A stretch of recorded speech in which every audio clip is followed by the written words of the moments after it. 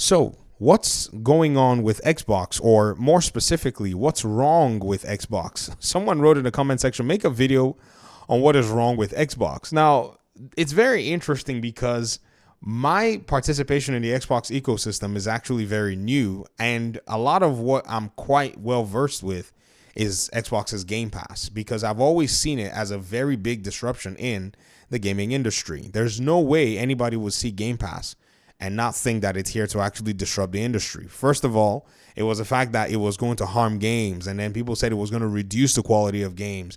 There were all these excuses, and I made a lot of videos. I mean, I got so much content out of those comments. It was amazing because I didn't have to do any work.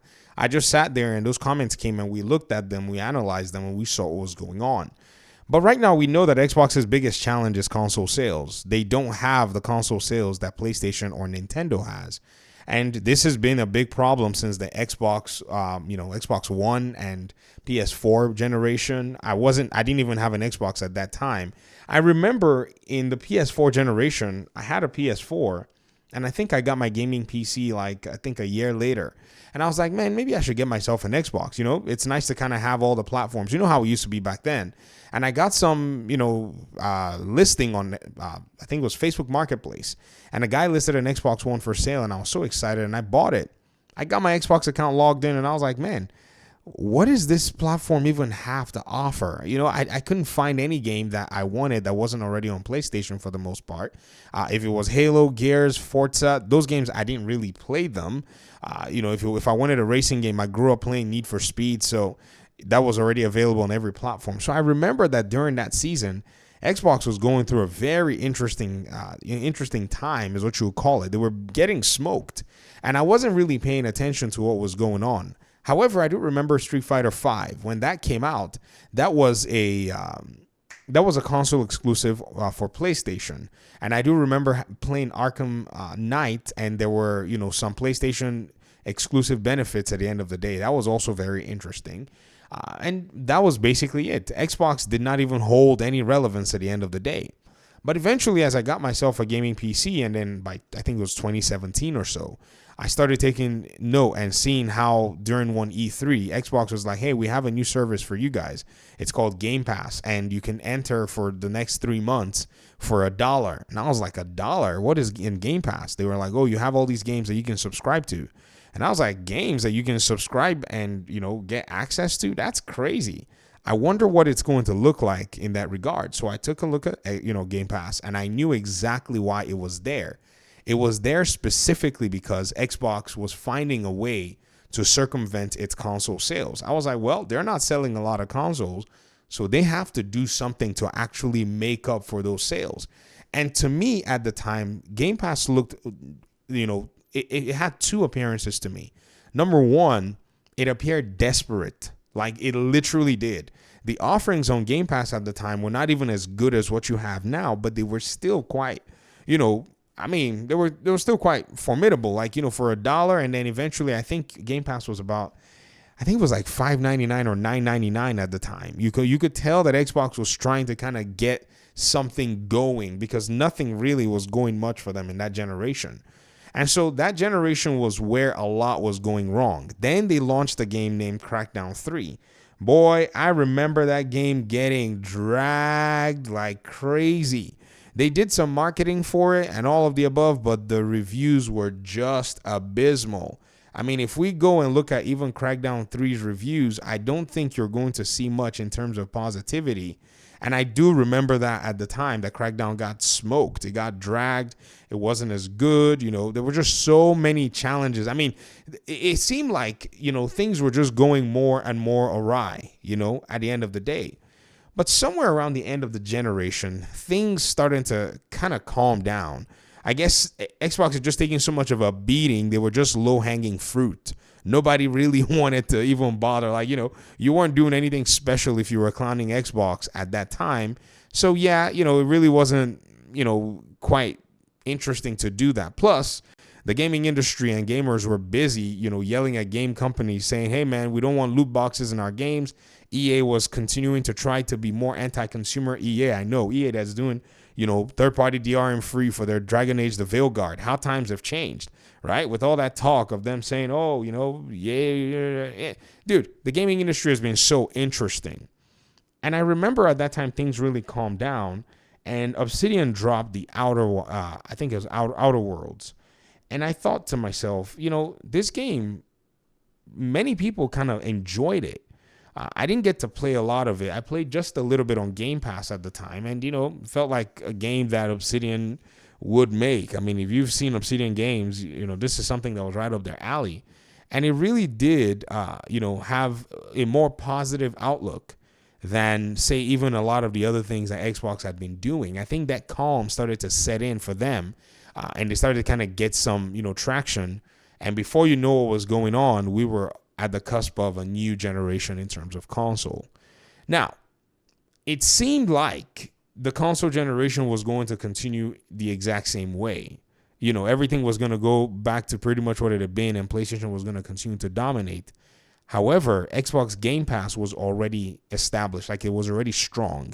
Microsoft already understood that it needed to invest money in it as a way to bypass its console sales. Now, again, at the time, I wasn't well aware of a lot of what, I've stumbled upon in research, but you could already tell something was going on.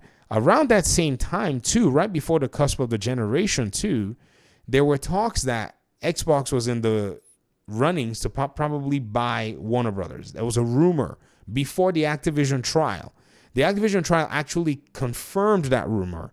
So that was the very first time that we heard that Xbox was trying to buy a publisher. And so, everybody was looking. I just started a Video Game Fight School channel, and I was looking at the possibility of the next Batman game. So everything Warner Brothers was doing, their studios, I was paying attention very carefully, very closely. Before they even dropped the Mortal Kombat, I think around 2019, they dropped Mortal Kombat 11. I was paying attention to all that stuff. And then out of nowhere, they snatched up Bethesda. I think this really changed the whole perception of Xbox. Some for the positive, some for the negative. But at the time, it just seemed like, okay, what's going on with this particular company? It seems like they're taking, a step. Now, what happened was the Bethesda purchase had some people a little concerned. They were like, oh, Xbox got Bethesda. Well, it's not really a big deal. Bethesda games, it is what it is. I saw some people first get shocked, and then they kind of recovered themselves again, right? And so they were like, Xbox can't even manage studios. They're not going to be able to manage Bethesda. They're not going to be able to do anything with them. And so things kept on, going. And I was looking and going, so wait, they're going to bring all Bethesda's games to Game Pass?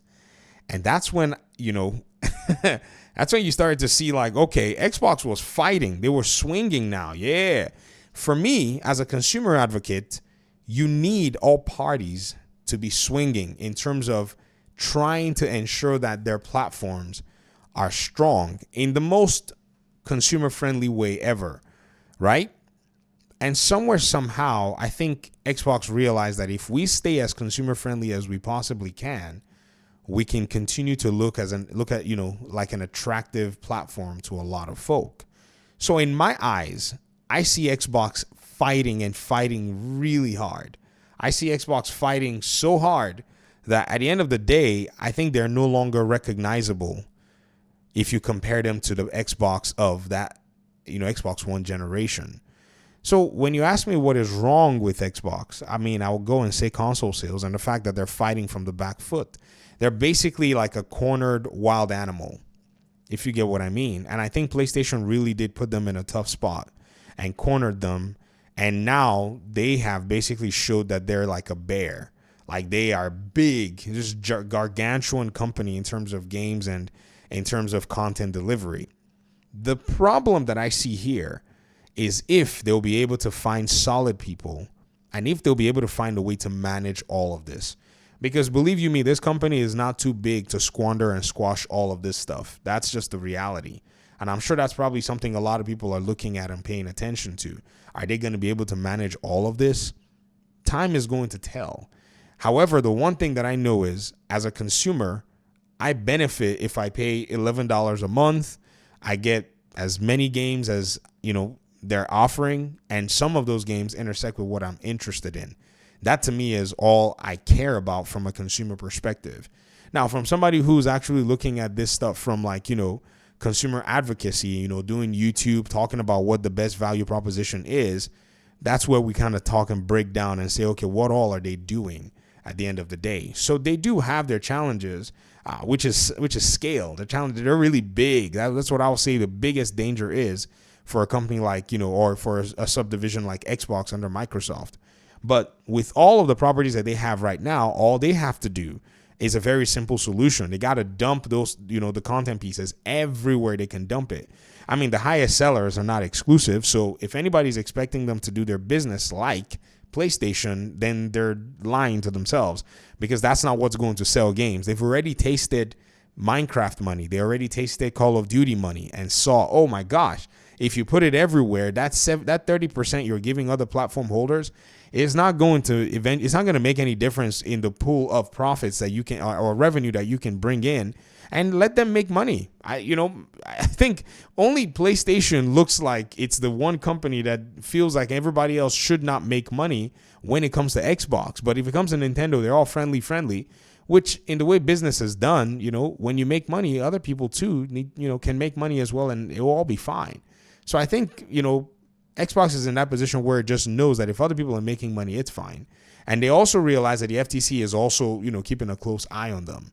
All of this kind of still factors into why you see them be, in my opinion, a more pro-consumer company, because, PlayStation has been able to hide itself as, this woe is me. I'm so meek. I'm a lamb. I'm not as strong as Xbox.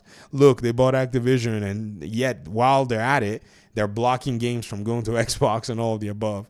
So they're kind of sneaking their way. But I see this tit-tat interaction, at the end of the day, coming full circle, where Xbox is eventually going to be that company that just has games, like just games everywhere.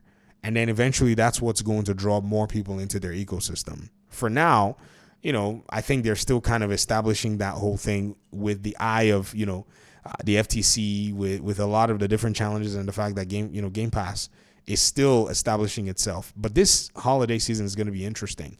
Call of Duty and Indiana Jones are going to be the two games that really will prove exactly what Xbox is trying to do to an extent. We'll see how that actually plays out at the end of the day. So again, what's wrong with Xbox? It's what's always been wrong with Xbox. The fact that they can't sell their consoles, as much as PlayStation does, and the fact that they're fighting, and ensuring that they're subverting that lack of console sales at the end of the day. So we need to see how it all pans out with the new content pieces that they have to drop on everything. And I think at the end of the day, we're going to be able to figure out, okay, are they able to manage their scale? It's the management that I think has been the biggest challenge for me to say, okay, I have confidence in that. But I'm not going to sit here and wait around. I'm just going to enjoy whatever, my cash can get me from them. And if they blow it, that's their business.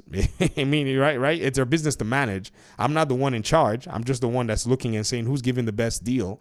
And I'm basically, ensuring that I benefit from it. All right. This is my, these are my thoughts. What are your thoughts? Let me hear in the comment section. Thanks for watching the video. Peace out.